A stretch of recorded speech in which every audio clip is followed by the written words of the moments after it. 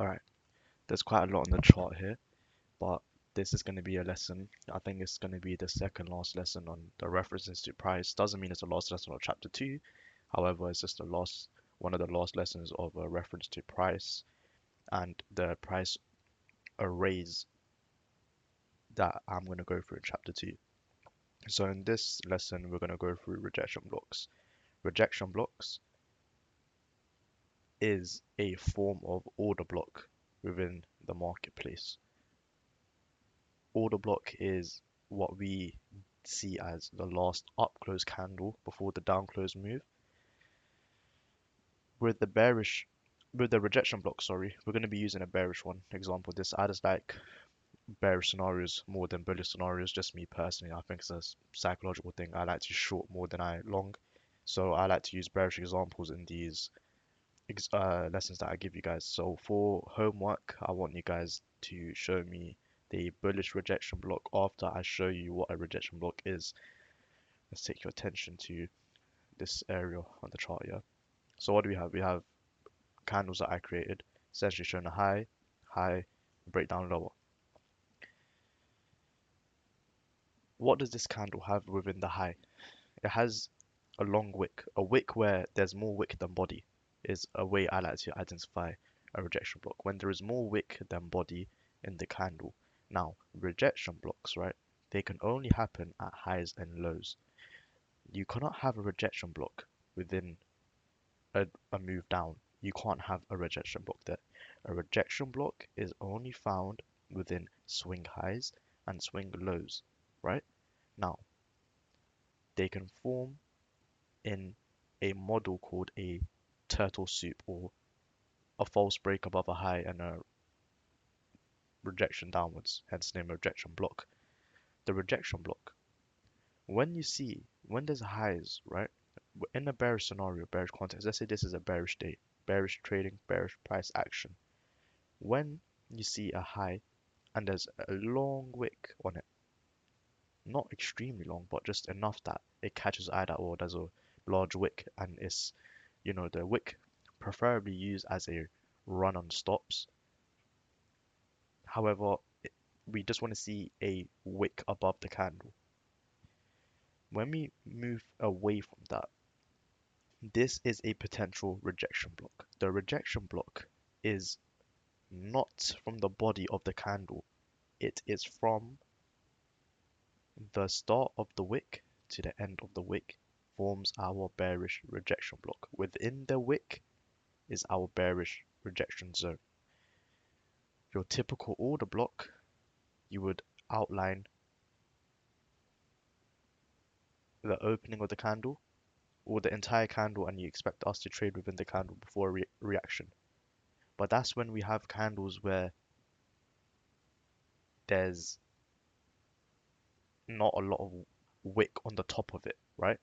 If there was wick on the bottom of it, this would not be a rejection block. We would just deem this as an order block. But the rejection has to be above of it when it's a bearish scenario, right? Because what is it showing? It's showing that it's rejecting the move up, which typically results in a run on the stops on the left, which is this high, hence the cross on it. Now, when we trade back into it, we want to see it trade within the rejection block, within the wick of the candle. Yeah? Take your attention to this now. This is just the formula of what this candle can be made up of, right? So let's say, for example, this is a 15-minute candle. This 15-minute candle we know is made up of 3 5-minute candles, right? And we see that the candle has a small body and a relatively large wick. So on the 5-minute chart, how can this candle be made? Well, there could be one candle making the body of it, shown here, which creates this body. This candle then trades higher, which is why that we have the wick here, plus a bearish candle that made the close happen here, resulting in leaving a wick behind, right? So if we remove this and we bring this one closer, on a 5-minute time frame, you might see something like this, yeah? So if you just replace this with this, you'll see that on the lower time frame, the rejection block is usually an order block here, right? The last down close candle and the down move, which is actually, if we look across here, the wick of the rejection block candle. So we see price go down, trade into the rejection block, and we move lower. There's not a lot about rejection blocks. I'm not gonna long this video out for no reason, because the order block lesson was long enough. The theory of the order block, same as the rejection block, right? We just like to see a rejection block sweep. Usually it can be used in the form to, it can be used with the intent to sweep a high, or the bullish scenario, we sweep the low and we come up. Now take your attention to this over here, right? Can't drag it, unfortunately. This is a swing high, right? This is a swing high, right? Over here, this is the high within the candle, right? This is the high. Which one of these candles is the rejection block?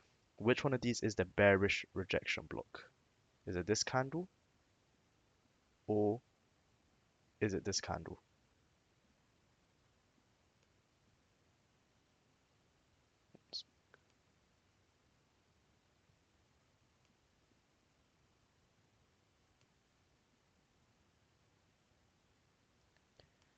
The rejection block is the highest is the highest closed candle.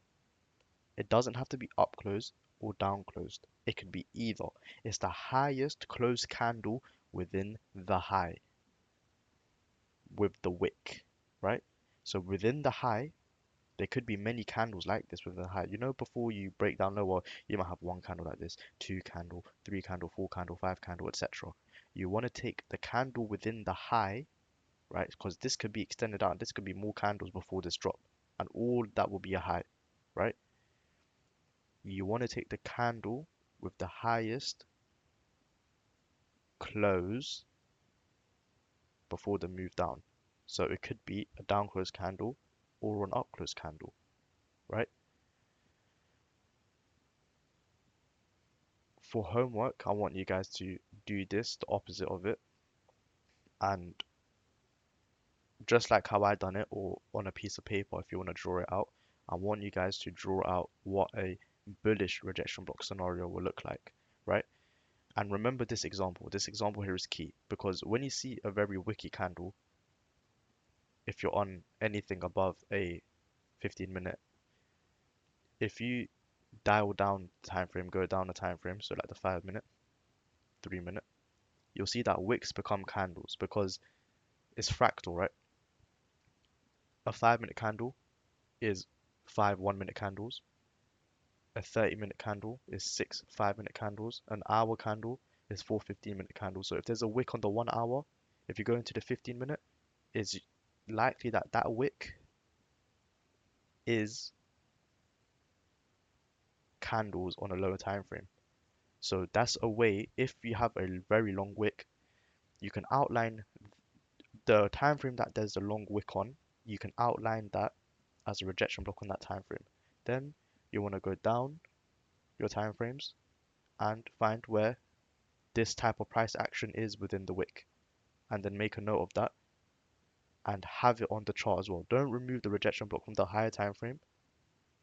Have it all on your chart because it will just give you the greater level of accuracy. Yeah. All right. Let's go and let's find some examples of real-time examples of a rejection block. Let's go on different pair as there's been a lot of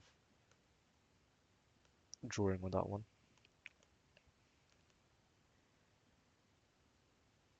Okay, so right here, what do we have here?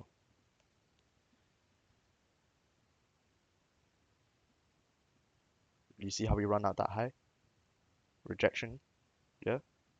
Rejection block.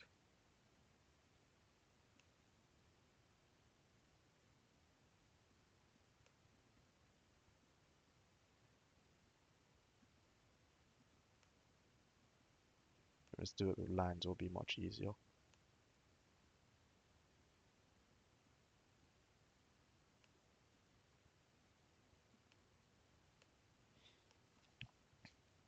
We don't quite get to it. Maybe we're off by 347. A few pips we're off of it. But you see how close we get to these type of highs, right? Every single significant swing high and swing low, you're like to see these wicks form and build it. So for example, in here, this wick builds a rejection block.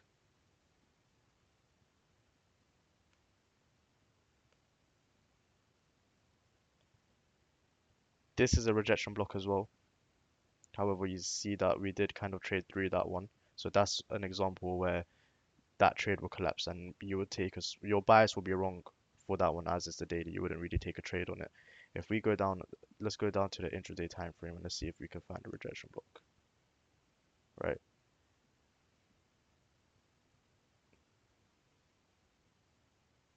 So our overall bias for this pair is just going to Euro USD where we're bearish, and let's find an easy example. Any wicks, so like here, right? This this is a rejection block. If we bring this out into real time, you see how it's obvious. Look how obvious there is. There's a very high wick before the move down, right?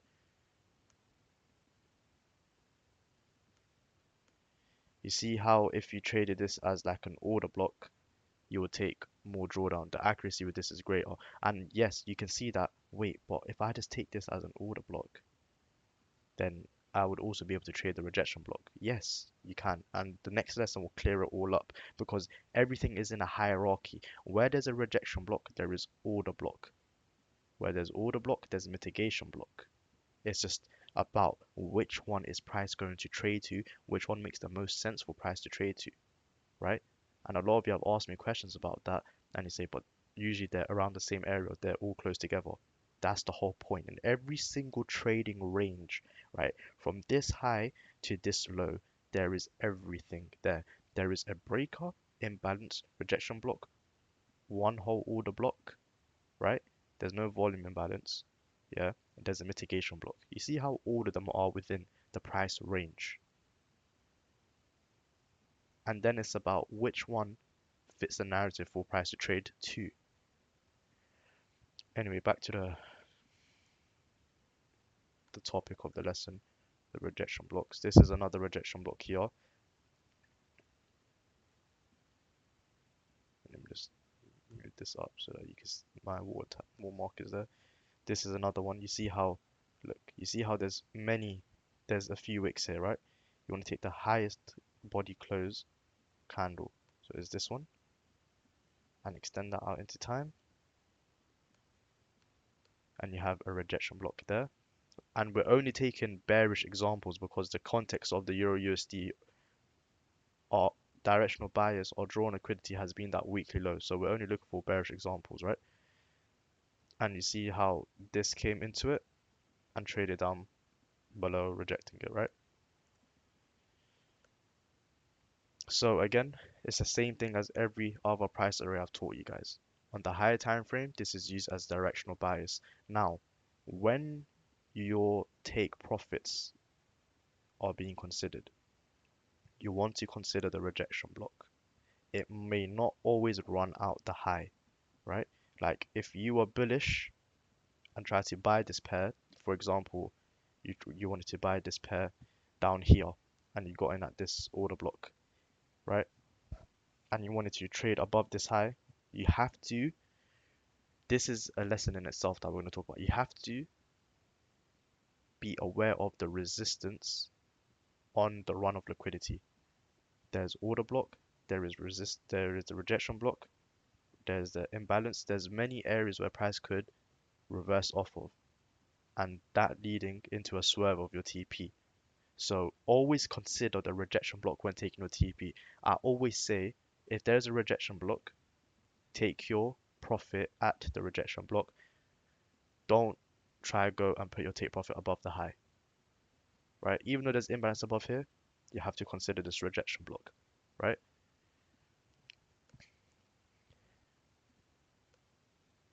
In here, many OTEs, many OTEs into rejection blocks, right? So look, the highest up close candle or the highest candle in general is this one, rejection block.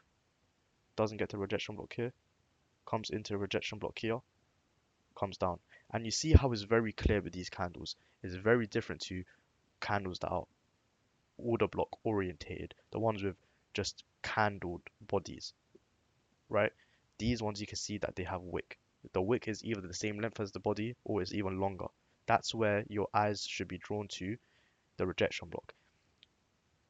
Even more, if there is a run on a high with the rejection block, you want to see the trade back into the rejection block before the move down. And this is a model, and it's usually within the market maker buy and the market maker sell model. So if we go to GBP USD, in fact, and we go on a 4 hour, we could potentially see the example. Yeah, so that here, you might be thinking, oh, how did you know that this high happened here? Well, I'm going to show you guys, right? And I remember exactly where this was. This is on a daily order block. I'm almost certain of it.